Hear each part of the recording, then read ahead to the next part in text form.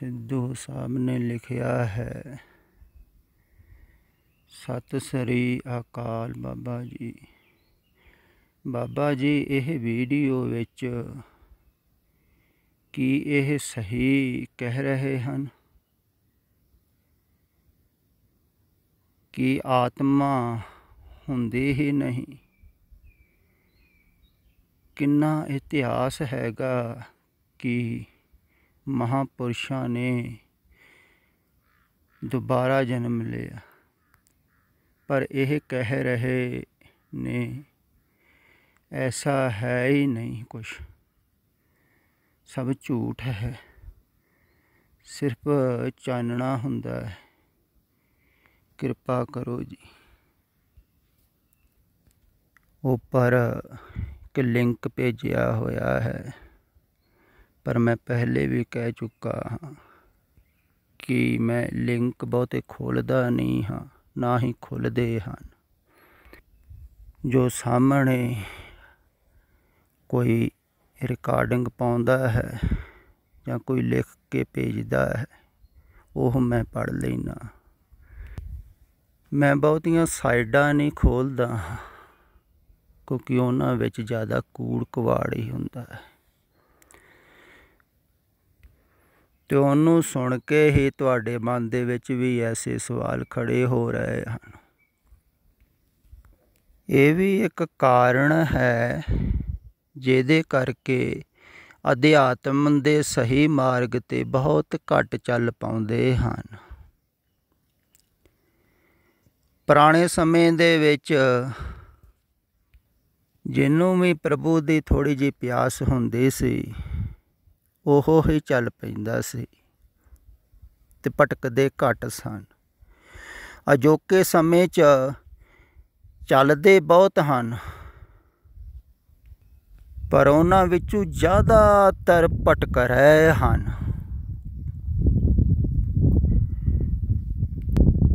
क्योंकि अजोके समय च सुविधा है आ सोशल मीडिया राहीं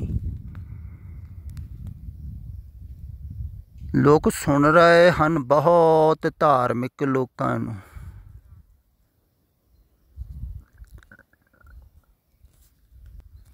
हुण तो ऐसा हो रहा है जिहड़ा धार्मिक भी नहीं है वो भी सुन सुना के इधरों उधरों जोड़ के ते धार्मिक प्रचार कर रहा है, रिकॉर्डिंगां पा रहा है। ते हर एक दी अपनी अपनी धारणा है, ते अपनी अपनी धारणा नूं हर एक कोई सिद्ध कर रहा है प्रमाण दे दे के। फिर उन्होंने सुनने वाले भी कुछ इकट्ठे हो जाते हैं उन्होंने पिछे।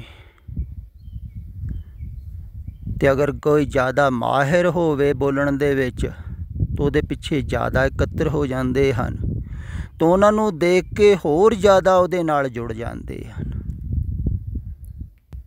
इसे कारण ही आदमी अपनी धारणा सिद्ध करन वास्ते दूसरे की धारणा गलत ठहराउंदा है, जां दूसरे नूं अपनी धारणा मनण वास्ते प्रेरित करदा है। क्योंकि मेरी धारणा नूं मनण वाले ज़्यादा होणगे तां ही विश्वास आवेगा ना। हुण मैं तुहानूं पुछदा हाँ भी तुहानूं शरधा है जो इधर किया जा रहा है?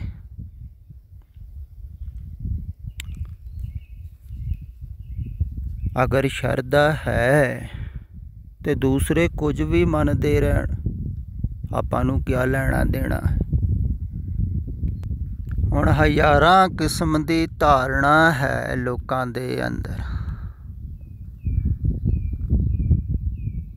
ते जरूरी है भी सारे ओहो ही मनण।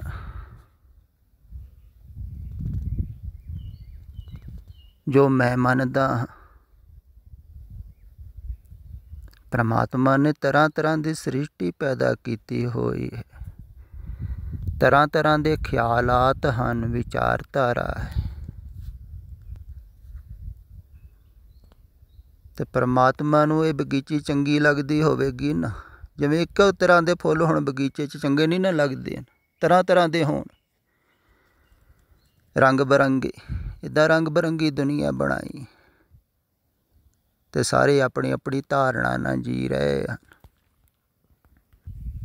हुण असीं जिथे रह रहे हाँ, हुण हिमाचल दे विच बहुत ही सनातन सोच रखण वाले लोग हैं, क्योंकि सदियां तो इत्थे रह रहे हैं, बहुता बाहर अंदर देखिया नहीं। ते जिहड़ी धारणा नूं लै के चल रहे हैं, देवी देवतिਆਂ नूं मनदे हैं, तो उस धारणा नूं छड्ड थोड़ी सकदे हैं। कई बार जगमोहन सिंह भी कह दिंदा भी इन्हां नूं भी समझाया जावे। मैं कहा भी सदियां तो यह जिहड़ी धारणा नूं मनदे आए हैं,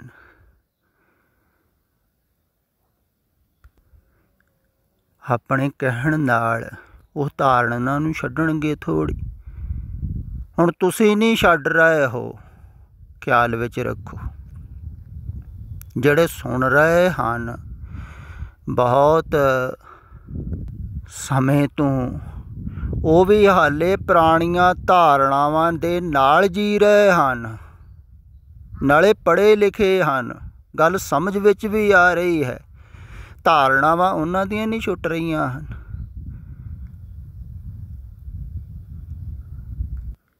मैनूं पता है ना, बहुत सुनने वाले जिहड़े हैं वो सुनते रहे हैं,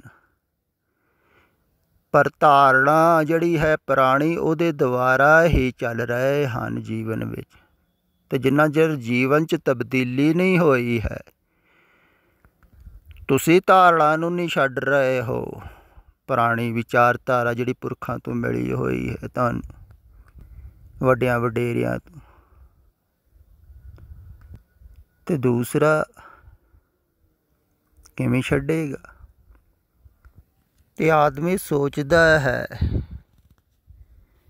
कि जो मैं समझिया है, जो मैं जानिया है, भावें बौद्धिक तल ते ही है, समझ विच आया है, किसी धारणा नूं मन्निया है, उसे धारणा नूं ही सारे मनन, क्योंकि उन्होंने चंगी लगती है ना। भावें उपरों उपरों ही मन्निया है, उपरों उपरों ही समझिया है, गहरे तल ते समझ विच आई नहीं है। हुण जो इधर कहा जा रहा है वो तुहाडे जीवन विच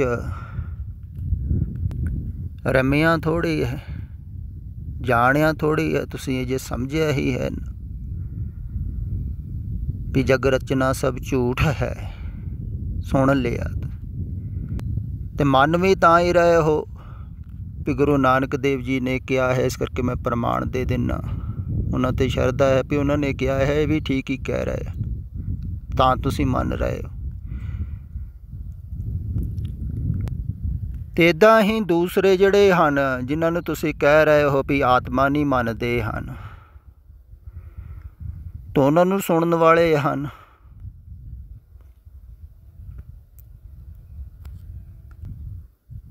तो उन्होंने वो वैसे ढंग दे नाल समझा रहे हैं भी आत्मा नहीं है, तो उन्होंने सुनने वाले भी बहुत हैं, मनण वाले भी होणगे। तो बहुत किस्म की धारणा है, कोई परमात्मा नूं नहीं मनदा है, कोई कुछ नहीं मनदा है, कोई कुछ नहीं मनदा है। हुण जागृत पुरुष जिहड़े सतपुरख हैं वो संसार नूं नहीं मनदे हैं कि संसार है नहीं, पर उन्हां दी कोई भी नहीं मनदा। जे मनदा भी है तो उपरों उपरों, तुसीं हुण मन रहे हो पूरी गल उन्हां दी, तुसीं भी कित्थे मन रहे हो। सिर्फ ਉਹਨਾਂ ਪੁਰਾਣਿਆਂ ਵੱਡਿਆਂ ਵਡੇਰਿਆਂ ਨੇ ਕਿਹਾ ਹੈ ਅਤੇ ਇਸ ਕਰਕੇ ਠੀਕ ਹੈ, ਪਰ ਅਨੁਭਵ ਥੋੜ੍ਹੀ ਆਈ ਹੈ ਤੁਹਾਡੀ। ਅਤੇ ਅਨੁਭਵ 'ਚ ਓਨਾ ਚਿਰ ਨਹੀਂ ਆਵੇਗੀ ਜਿੰਨਾ ਚਿਰ ਤੁਸੀਂ ਇਹ ਗੱਲ ਮੰਨੋਗੇ ਨਹੀਂ ਪੂਰੇ ਹਿਰਦੇ ਦੁਆਰਾ ਸਹੀ ਸਹੀ ਵੀ ਠੀਕ ਕਹਿ ਰਹੇ ਆ।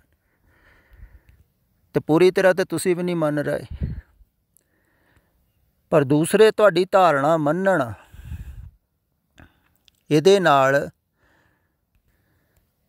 ਤੁਹਾਨੂੰ ਸੰਤੁਸ਼ਟੀ ਮਿਲੇਗੀ, ਕਿਉਂਕਿ ਜਿੰਨੇ ਜ਼ਿਆਦਾ ਸੁਣਨ ਵਾਲੇ ਹੋਣਗੇ, ਇੱਕ ਧਾਰਨਾ ਨੂੰ ਮੰਨਣ ਵਾਲੇ ਹੋਣਗੇ, ਤਾਂ ਓਨਾ ਹੀ ਵਿਸ਼ਵਾਸ ਬੱਝਦਾ ਹੈ ਵੀ ਇਹ ਗੱਲ ਠੀਕ ਹੋਵੇਗੀ। ਅਕਸਰ ਐਸਾ ਹੁੰਦਾ ਹੈ, ਇਸੇ ਕਰਕੇ ਹੀ ਸਿਆਣਿਆਂ ਨੇ ਕਿਹਾ ਹੈ ਕਿ ਸੰਸਾਰ 'ਚ ਭੇਡਾਂ ਚਾਲ ਜ਼ਿਆਦਾ ਹੁੰਦੀ ਹੈ, ਅਤੇ ਭੇਡ ਜੀਂਦੀ ਹੈ ਭੀੜ ਵਿੱਚ, ਇਸੇ ਕਰਕੇ ਨਾਂ ਉਹਦਾ ਭੇਡ ਪਿਆ ਹੈ। ਅਤੇ ਜਿੱਥੇ ਭੀੜ ਜ਼ਿਆਦਾ ਹੁੰਦੀ ਹੋਵੇ, ਜ਼ਿਆਦਾ ਇਕੱਠ ਹੁੰਦਾ ਹੋਵੇ, ਜ਼ਿਆਦਾ ਮੇਲਾ ਲੱਗਦਾ ਹੋਵੇ, ਅਤੇ ਲੋਕ ਪ੍ਰਭਾਵਿਤ ਹੁੰਦੇ ਹਨ ਵੀ ਇੱਥੇ ਕੁਛ ਹੈ, ਇੰਨੀ ਦੁਨੀਆ ਆ ਰਹੀ, ਐਵੇਂ ਆ ਰਹੀ, ਤਾਂ ਉੱਥੇ ਜ਼ਿਆਦਾ ਪ੍ਰਭਾਵਿਤ ਹੁੰਦੇ ਹਨ, ਜ਼ਿਆਦਾ ਜਾਂਦੇ ਹਨ।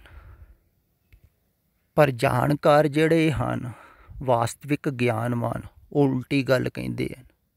ਕਹਿੰਦੇ ਹਨ ਵੀ ਜਿੱਧਰ ਕੋਈ ਇਕੱਲਾ ਚੱਲ ਰਿਹਾ ਹੈ ਨਾ, ਉੱਧਰ ਸੱਚ ਦੀ ਸੰਭਾਵਨਾ ਹੋ ਸਕਦੀ ਹੈ।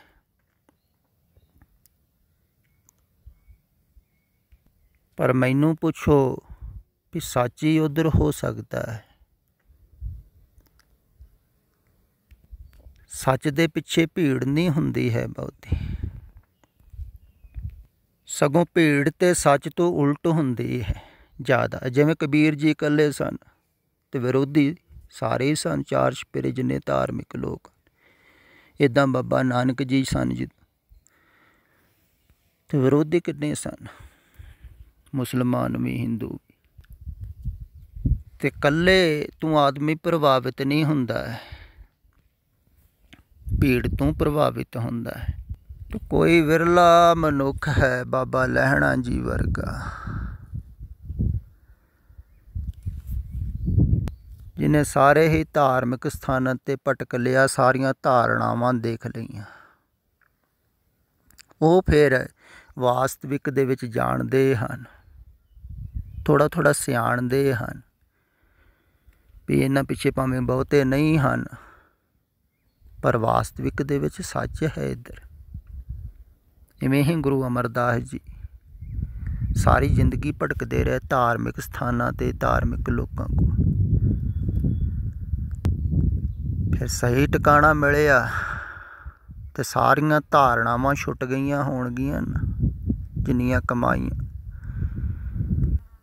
ਫਿਰ ਬਾਬਾ ਲਹਿਣਾ ਜੀ ਦੁਬਾਰਾ ਜਿਹੜੇ ਪਹਿਲਾਂ ਧਾਰਮਿਕ ਸਥਾਨ 'ਤੇ ਜਾਂਦੇ ਸਨ ਕਿਸੇ ਦੇਵੀ ਦੇਵਤਾ ਦੇ, ਮੁੜ ਕੇ ਥੋੜ੍ਹੀ ਗਏ ਹੋਣਗੇ।